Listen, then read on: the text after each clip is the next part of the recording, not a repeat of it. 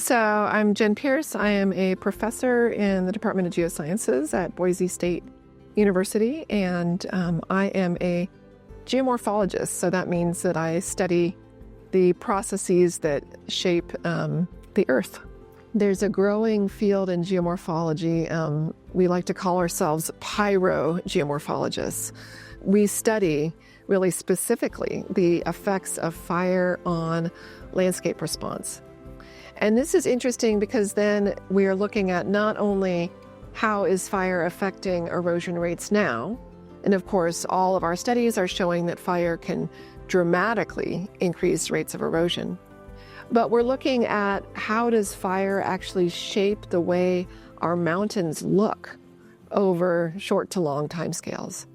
So fire has always been an agent of geomorphic and ecological change in Idaho, and we see that signature in our major river basins, the Salmon River, the Payette River. Fire will likely continue to be a major force of change in these mountain landscapes. I think this research is really exciting, especially the component that Anna Bergstrom and Dave Huber are conducting with the water quality. We have had lots of studies that demonstrate that fire can greatly increase erosion and delivery of sediment and nutrients and charcoal and ash to stream channels. What this study really will provide is a much better understanding of how those fires impact water quality.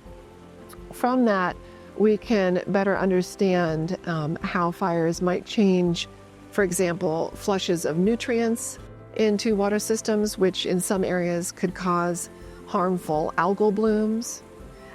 In some areas, though, that flush of nutrients might be beneficial for aquatic ecosystems. So that's what Anna Bergstrom's data and Dave Huber's data will help elucidate, is that connection. Climate change has profoundly influenced the size and severity of fires. So these are actually climate stripes, and you can see there are many, many different stripes, and we're starting out over here on the blue end. Each of these stripes is a year, and each of these stripes is from Idaho.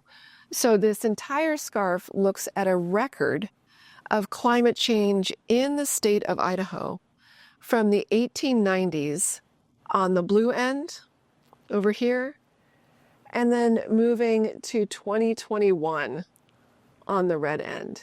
It is indeed getting warmer on our landscapes, and that warmth is driven by greenhouse gas trapping heat in our atmosphere.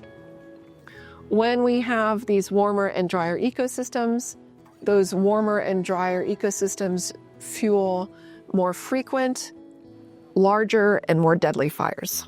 A lot of times people think, oh, climate change might affect future generations. It's not really going to impact me.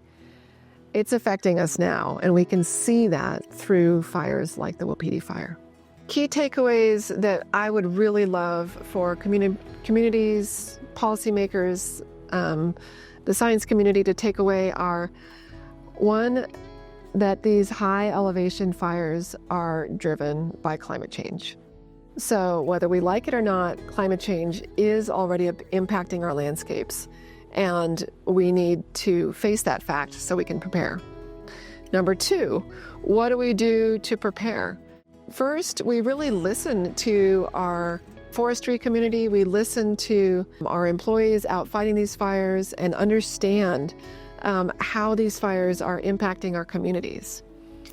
And number three, support those communities. We need to support the local landowners in places like Grangene so that we can adapt to and recover from these fires when they burn, as they will in future years.